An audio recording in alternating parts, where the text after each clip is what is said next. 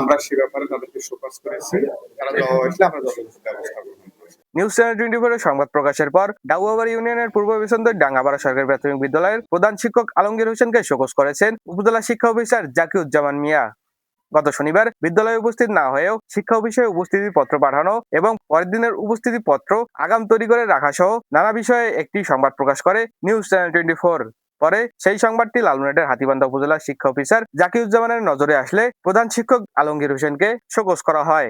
দীর্ঘদিন ধরে ওই প্রধান শিক্ষকের বিরুদ্ধে বিদ্যালয়ে উপস্থিত না হয়েও শিক্ষা অফিসে উপস্থিতের হাজিরা পাঠানো, নানা অজুহাতে বিদ্যালয়ে উপস্থিত না থাকা সহ নানান অনিয়মের অভিযোগ রয়েছে। পূর্ব বিসন্দের ডাঙ্গাপাড়া সরকারি প্রাথমিক বিদ্যালয়ের আমরা দুজন শিক্ষকের অনুপস্থিতি নিয়ে কথা আসছে, নিউজ আসছে। আমরা সে ব্যাপারে তাদেরকে শোকজ করেছি।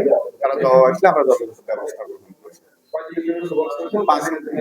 5 কর্মদিবসের মধ্যে তাদেরকে জবাব দিতে হবে।